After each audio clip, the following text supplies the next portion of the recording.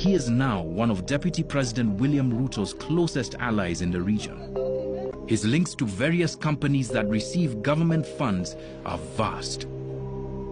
Linturi is linked to at least 14 different companies, either directly or via proxy, that have been paid to procure various goods and services, from medicines to sofa sets. But it is the web of transactions around the jewel in his crown of companies that gives an indication as to why Linturi's web may be so big. Aticon Limited.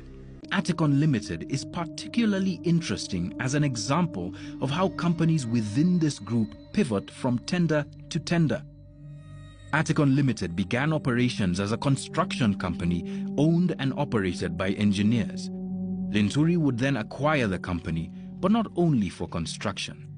By 2013, they were engaged in the supply of altogether different kinds of goods. Here's where it gets interesting. Just months after the Jubilee government had taken office, a tender was floated for the supply of honorary medals. The procurement of medals for the awards was done through the office of the Deputy President. One distinguishing characteristic of the companies we have observed that win tenders is that their owners seem to have information about upcoming tenders that isn't yet in the public domain.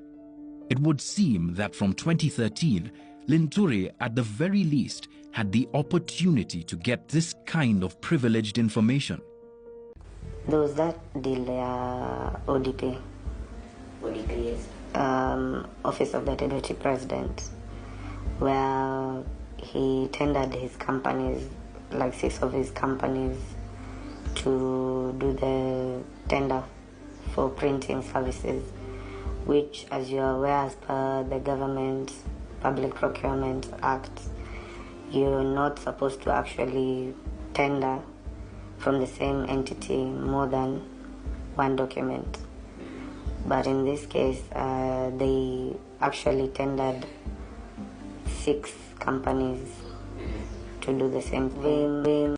What is important about this allegation isn't just that different companies, all with ties to Mithika Linturi, bid for the same contract.